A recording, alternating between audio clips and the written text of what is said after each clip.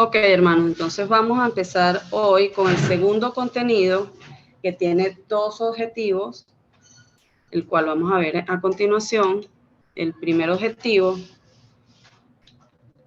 conocer los inicios de Jesús, su nacimiento, primeros años, su presentación en el templo, su infancia y su familia.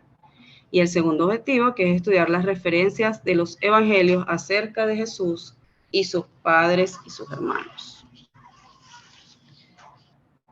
Como sabemos, hermanos, de los 4 evangelios, solo 2 mencionan el nacimiento de Cristo, que es Mateo y Lucas.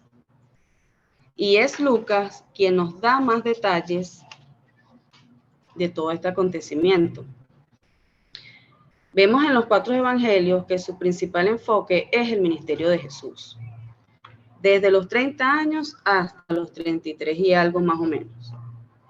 Quiere decir que ellos describen sus 3 años y medio del trabajo ministerial, los milagros, su predicación, hasta su muerte y resurrección. Antes de este tiempo, hay algunos escritos también, hermanos, pero que no son bíblicos, no son canónicos. Se hacen llamar evangelios perdidos. Estas son historias escritas por personas que quisieron quizás llenar ese vacío.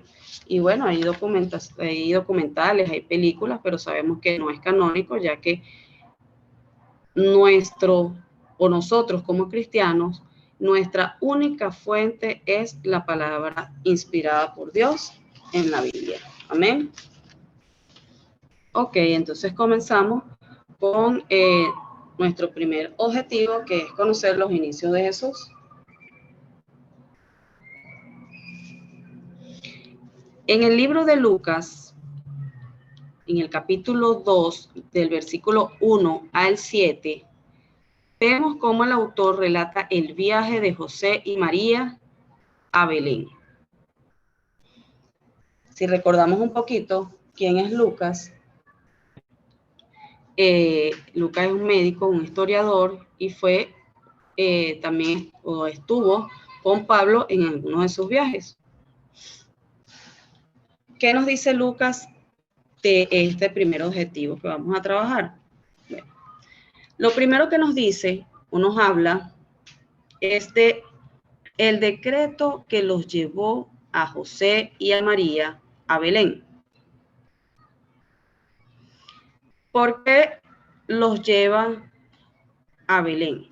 Bueno, porque en ese entonces se había formulado un decreto y José debería ser empadronado en su ciudad natal. ¿Qué quiere decir empadronado? Un documento de identidad. Como decir nuestra partida de nacimiento. Si nacemos en Catia, bueno, nosotros nos tenemos que presentar en Catia y siempre ir a buscar nuestro documento de identidad en ese lugar de nacimiento. En ese entonces, bueno, José debía de ser empadronado y debía de ir a Belén. Este fue un censo que decretó o fue decretado por Augusto César. Bajo este decreto, hermanos, todos los varones debían ir al pueblo de origen, como les comenté ahorita. Es decir, era su origen de nacimiento. ¿Cuál era el objeto de esto? Era, en ese momento, pagar las contribuciones al gobierno. Sabemos que José vivía en Nazaret, pero este debía ir al origen de su tribu.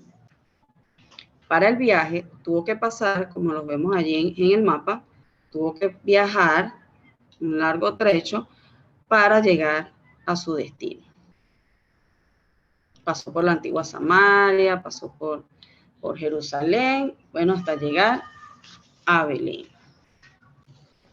Y nos vamos a trasladar un poco, y yo quisiera que algunos de mis hermanos que estamos aquí, si me puede ayudar, y me puede quizás buscar en el Antiguo Testamento, a Miqueas capítulo 5, versículo 2.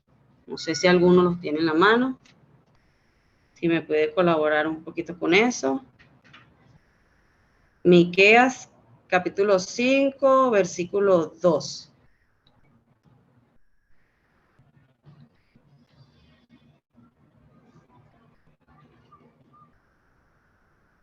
¿No? Bueno, no importa. Ya lo estoy buscando aquí. Ok.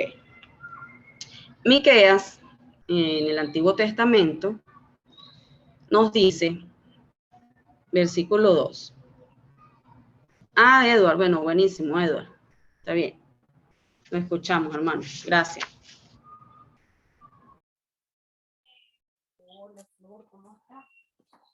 Buenas noches, bendiciones para todos. Oíd, pueblos todos, está atenta tierra y cuando hay en ti, y Jehová el Señor desde su santo templo, sea testigo contra vosotros, porque he aquí Jehová sale de su lugar y descenderá y hollará las alturas de la tierra. Y se derretirán los montes debajo de él, y los valles se hendirán como la cera delante del fuego, como las aguas que corren por un precipicio. Todo esto por la rebelión de Jacob y por los pecados de la casa de Israel. ¿Cuál es la rebelión de Jacob? No es Samaria. ¿Y cuáles son los lugares altos de Judá? No es Jerusalén. Haré pues de Samaria montones de ruinas y tierra para plantar viñas, y derramaré sus piedras por el valle y descubriré sus cimientos. Era del 2 al 6, ¿no? Miqueas, capítulo 5, versículo 2, hermano. Ah, 5 al 2, perdón. Disculpe. No, Miqueas capítulo 5, solo el versículo 2. No importa, hermanito. Amén. El Señor quería que escuchemos esa palabra. Amén. ¿Lo tiene? Sí, sí, lo capítulo tengo. 5. Ok. Pero Chévere, hermano. tú, Belén, Éfrata, pequeña para estar entre la familia de Judá, de ti me saldrá el que será el Señor en Israel. Y sus salidas son desde el principio, desde los días de la eternidad. Amén. Amén, hermano, amén. Muy bien. Como nos leyó ahorita el hermano Edward en Miqueas, el profeta, allí en ese versículo vemos cómo el Señor nos está allí declarando de dónde debía venir nuestro Salvador. Entonces podemos decir que sin saber, José, por medio de este decreto, estaba cumpliendo con esta profecía. Entonces, para el empoderamiento, hermano, no era necesario que María fuese con José, pero como ella estaba a punto de dar a luz, decide irse con él. Y escudriñando la palabra, como lo acabamos de escuchar, todo debía de ser así, porque de allí tenía que nacer nuestro Señor Jesús. Y bueno, nosotros tenemos algo que en aquel entonces ni ellos mismos lo sabían, y es toda esta historia, todos estos relatos, todas las palabras que ni ellos mismos sabían en ese momento. Pero nosotros sí le vamos buscando sentido cuando empezamos a leer, cuando empezamos a escudriñar, le conseguimos sentido a todo lo que está escrito y a todo lo que fue y debió ser. El hermano Edward sigue con la manito levantada. ¿Quiere aportar algo? O... Ok. Cuando llegan a Belén, no hay ningún lugar para ellos, a pesar de que ellos tenían dinero. No era por dinero que no había, sino que no había hospedaje, precisamente por lo del censo. Estaba ocupado, estaban todos los hospedajes ocupados y ellos, bueno, debían de buscar una solución para dormir esa noche. Hay creencias, hermanos, y vamos a tocar así, obviamente, este detalle para no ahondar. Hay creencias en el que el nacimiento de Jesús fue en diciembre y hay algunos hechos que lo desmienten.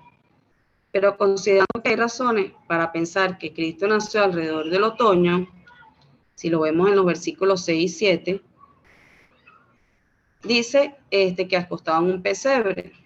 Y parece que, bueno, que por algunas razones que podemos escuchar, que podemos leer, pues quizás desmientan las fechas y bueno, digan que sí fue o que no fue, pero para nosotros, hermanos, lo que nos compete y nos llena de gozo es que él nació.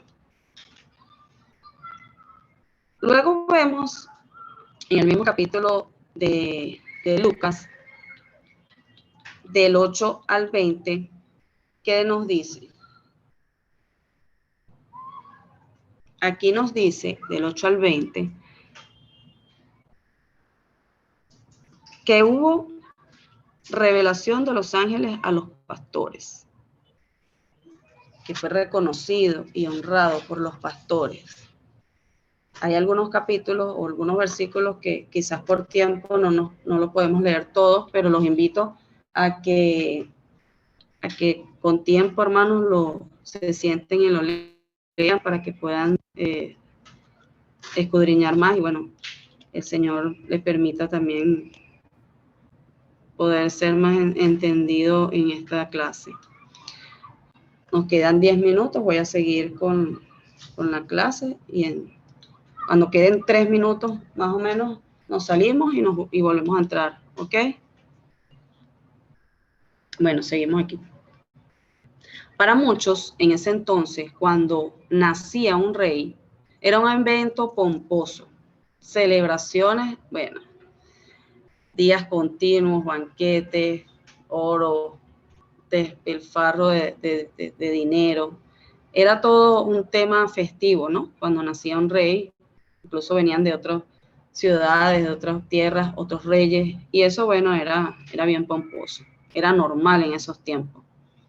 Pero para un rey como este, no lo era. A su primer encuentro, ¿quiénes fueron? José, María, los pastores que estaban cercanos en ese lugar donde ellos estaban. Incluso, luego de algunas lunas, de algunos meses, como hoy lo llamamos, llegaron los sabios que venían de Oriente, lo que llamamos los Reyes Magos. Aunque en la Biblia no dicen que eran solamente 3, nosotros, bueno, para nosotros les son conocidos solo 3, pero en la Biblia no dice cuántos eran. El año en que nació Jesús era el 4º o el 5º antes de Cristo. Según los sabios, basan su creencia en varias pruebas diferentes que lo llevan a dar fidedigno esto. Aunque no ha sido escrito la fecha exacta, como les dije, solo hay aproximado. Hay varios aspectos importantes, hermanos, del nacimiento de Jesús, como sabemos, ¿verdad? Y hay aspectos muy relevantes. Jesús fue el único, fue unigénito. Su encarnación era todo un milagro. Fue concebido por el Espíritu Santo en el seno de una virgen. No era hijo de José o de otro hombre. Era hijo de Dios. Y es importante señalar que el cristianismo evangélico y la Iglesia romana aceptan la doctrina del nacimiento virginal de Jesús.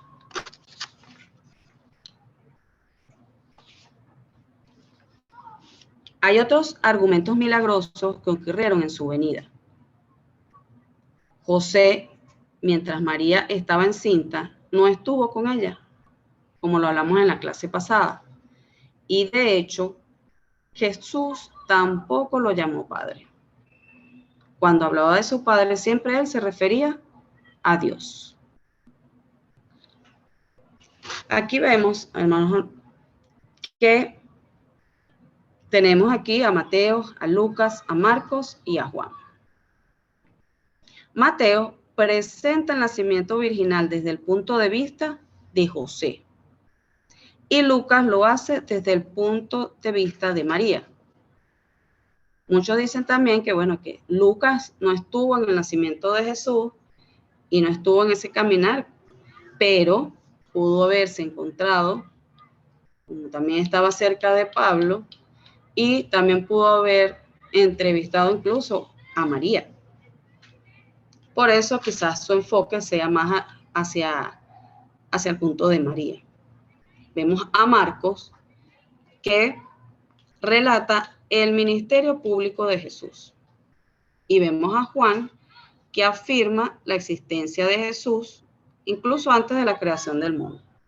Esto no quiere decir que Marcos ni Juan nieguen el nacimiento de Jesús, nieguen ese nacimiento virginal, sino que simplemente cada uno relata su historia o relata lo que que aconteció, desde un punto de vista.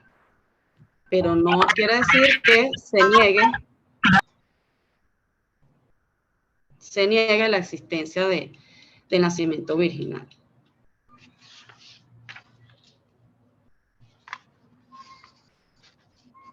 Por otro lado, también vemos, hermanos, que, como les comenté, Marcos ni Juan no hablan del nacimiento ni de la infancia de Jesús. Pero no quiere decir, como les acabo de decir, que no lo creyeran. Hasta aquí estamos bien, hermanos. ¿Tienen alguna pregunta hasta aquí? ¿Vamos bien? ¿Voy muy rápido? ¿Se entiende? Quiero escucharlos en este tiempo. Hay dos manitos.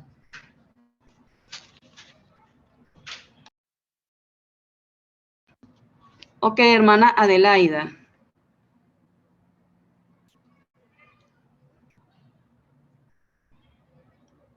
Hermana Adelaida, ¿quería hacer una pregunta? ¿O vamos bien?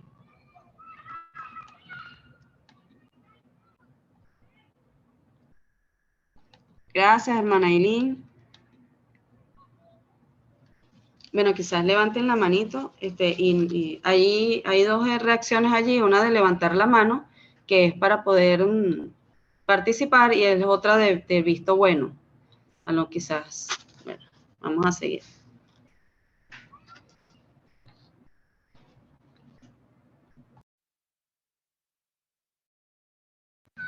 Buenas noches, hermana Belki, bienvenida.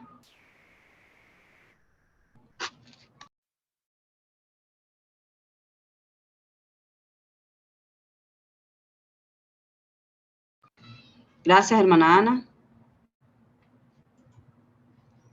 Lo importante es eso, que mientras que ustedes estén bien, vayamos en la misma línea, todo chévere, y bueno, seguimos. Nos quedan 2 minutos, hermanos, casi 3 minutos, perdón. Vamos a salir de la sala y volvemos a entrar para que no se me corte y sea mejor. ¿Ok?